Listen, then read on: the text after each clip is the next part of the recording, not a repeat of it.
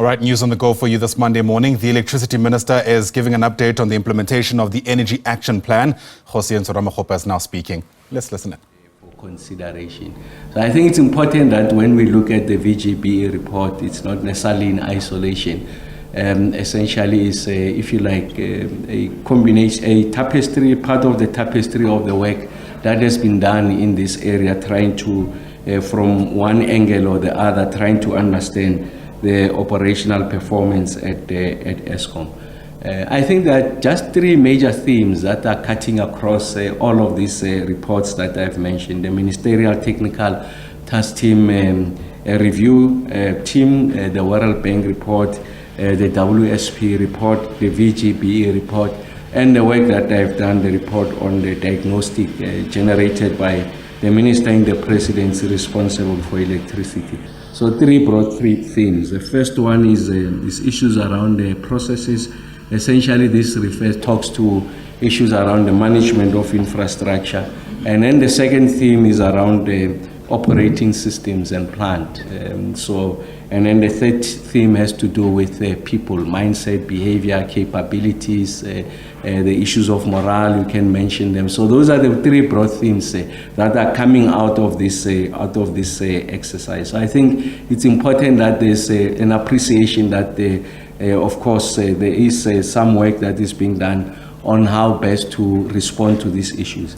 But I think the major event that has happened since the commissioning of those reports is that there's greater levels of stability at Eskom. Now we have a more permanent appointment at the apex level in the form of the CEO, Mr. Dan Marukani, and of course the leadership of the board under Dr. Mteto, essentially trying to ensure that there's a consolidation first of these reports, their findings and recommendations, and they are working on the more structured way of how best to respond to some of those issues. Having said that, I must emphasize that already there's work that is being done in relation to responding to some of those issues. So we're looking forward to that consolidation and a more structured approach on how we're responding to these issues. Like I said, every time when I come here, I do the update on the Energy Action Plan. I'll be touching on some of those issues, plant and system, the operating systems, and also the plan. I mean, another typical example of the progress that have been made going forward. If you look at the VGB report, just to isolate it, it makes a point of an incentive scheme just to get the morale going. Mr. Ngumalo, the new head of generation, has already introduced that. If you look at the VGB, it talks to the issues of attention to the reduction of the partial load losses. I've made the point that Mr. Ngumalo and the team are already working on that. Isolated Matimba, Kendal, amongst other power stations that requires attention. The VGB report does make the point that there's been, as they refer to it in inverted commas, a fixation on EAF and therefore undermining, if you like, issues around philosophy maintenance we have made, and then delaying maintenance of some of this, the fleet of Eskom, which can result in dire consequences going into the future. One of the issues that we have been making, the point I've been making consistently in the leadership of Eskom under the board stewardship of Dr. Mteto and also Mr. Ngumalo, was the fact that there's greater investment on maintenance. So the 252 billion fiscal relief focused on the maintenance, and that's why when we went into the period of December of last year, January of this, 18% of our generating capacity was out on planned maintenance. So essentially not taking expedient measures, not taking shortcuts, and that's what the team has been doing. And we continue to do that even to this stage, to ensure that there's greater investments in maintenance. So I thought that it's important that there is that appreciation. And of course the leadership under Mr. Dan Marukani will be able to ensure that there's a more cogent and coherent response, not just to the VGBE, but also to WSP, the World Bank, and the Ministerial Technical Review Team. Some of those recommendations, like I said, the team has been working on that, so we'll provide a more consolidated picture of what we're doing. So we're using that as a canvas against which we're able to mount these responses. But I guess that from time to time, when we take the opportunity to share with you the work that we've been doing in relation to the Energy Action Plan is in part a response to that. And then the other feature of an illustration of the response to this, the genesis of the Energy Action Plan, those 5 outcomes, some of those outcomes, how they've been configured, is a function of what some of these reports would have been saying. Of course, the ones that came before the introduction of the Energy Action Plan, they would have been a significant basis against which we are able to formulate what constitute the Energy Action Plan. So what's the point I'm making is that all of these things should be seen in their totality, and that's the work that we'll be doing. We have, of course, in the course of doing this, in the interim, the leadership of Eskom has identified, if you like, 10 focus areas. Remember I said the transversal themes are 3, but then those then gets to be elaborated in the focus areas. How best do you respond to this transversal areas? And this focus areas predates the VGBE report, and you will see that some of them essentially addresses what comes out of the VGBE report. Those 10 focus areas, the first one is around the plant condition, something that is being elevated in the VGBE report and something that has been receiving attention. The issues of inadequate capacity, essentially responding to issues around, if you like, part of it responding to the people's issues, including a third area around skills and experience. Just an appreciation that, especially when it comes to a new build program, and also the fact that over a period of time, there's been significant hemorrhaging of the skills because of both the subjective and objective challenges that have been facing Eskom. We have found that there's a number of people with considerable degree of experience that have left. So it's important that we are able to continue to build the pipeline of experience. So it's one of the areas that have been receiving attention, the third area.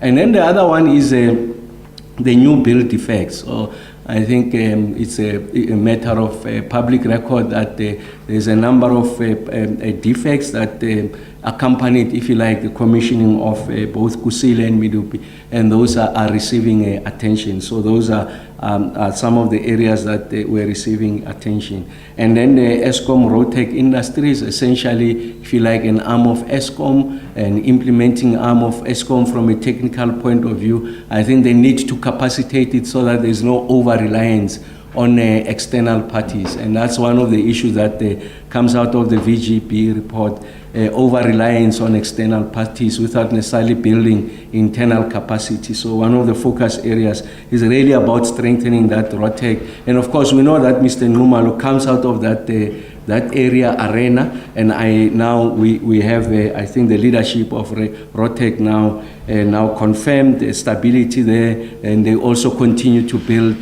their own capacity.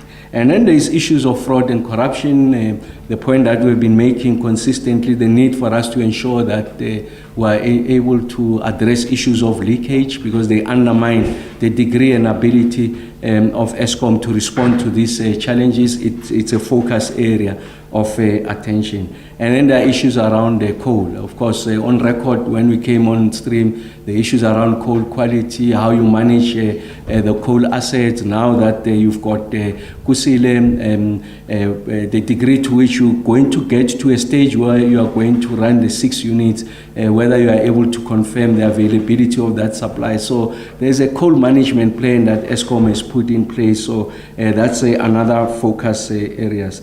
And then there are issues that are related to policies and procedures. And this talks to the rate at which Eskom can procure, especially given the environment that Eskom is facing. And if you look at the VGB report, it does elevate the issues around the procurement dispensation, just creating a bespoke dispensation to allow Eskom to be able to have an accelerated path in relation to procurement. So those are procedures, internal procedures, and some of them are governed by a prevailing legislation. And the point I've made previously was that there is that engagement between Eskom, National Treasury, to see to what degree there could be some level of leverage given to Eskom to go into the procurement space without undermining the issues of transparency, competitiveness, and the like, but essentially allowing the speed with which that procurement can happen, given, if you like, the state of emergency that is confronting us on the energy side. And then the ninth issue is around the funding, and this has received considerable attention. I think the fiscal relief being provided by National Treasury has gone a long way, has enabled, if you like, the ramping up of planned maintenance. I think there's a relationship between the amount of maintenance we can do and the available funding. And we know that there's been a significant erosion of the Eskom balance sheet. Of course, they're on track to address that situation. But I think that fiscal relief from National Treasury has provided, if you like, significant breathing space, and Eskom is able to do the amount of planned maintenance that we are seeing now. And of course, the results will be seen when these units return to service. The VGBE report does make the point that there's investment in planned maintenance not being expedient, not being fixated, as they put it in inverted commas, with EAF, but doing what is right to these plans. And that's what the team has been doing, and that funding dispensation has helped. And then the last one of the 10 is around the environmental compliance. So essentially, if you look at the prevailing legislation, a lot of this Eskom power station will be will be found wanting in relation to environmental compliance. I think becoming more stringent, of course, to safeguard and protect the livelihoods of, and the lives rather, and health of people within the immediate proximity of this power station, but also to protect proximity, reduce emissions. And we know science has proven, if you like, the rate at which we emit and climate change. And we know what the devastating impact of climate change on the lived experiences of our people. We don't need to look further than what's happening in KZN and some of the drought that we've experienced in the Western Cape provinces. The floods also again in the Northwest and KZN are just a living testimony of what this is, the devastation that is caused by climate change. So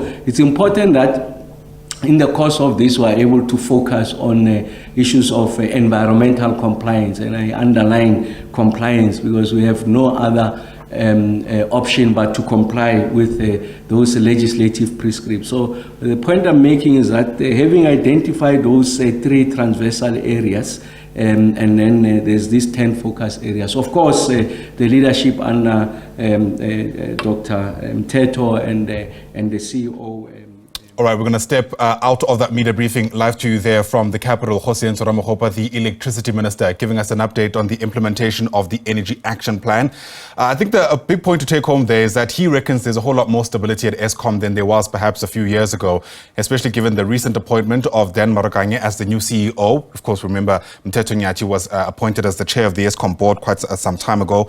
Both positions vacant for some time, but crucial for the running of this important SOE. As soon as there's any other major developments from that briefing, we'll cover it for you here on the SABC News Channel.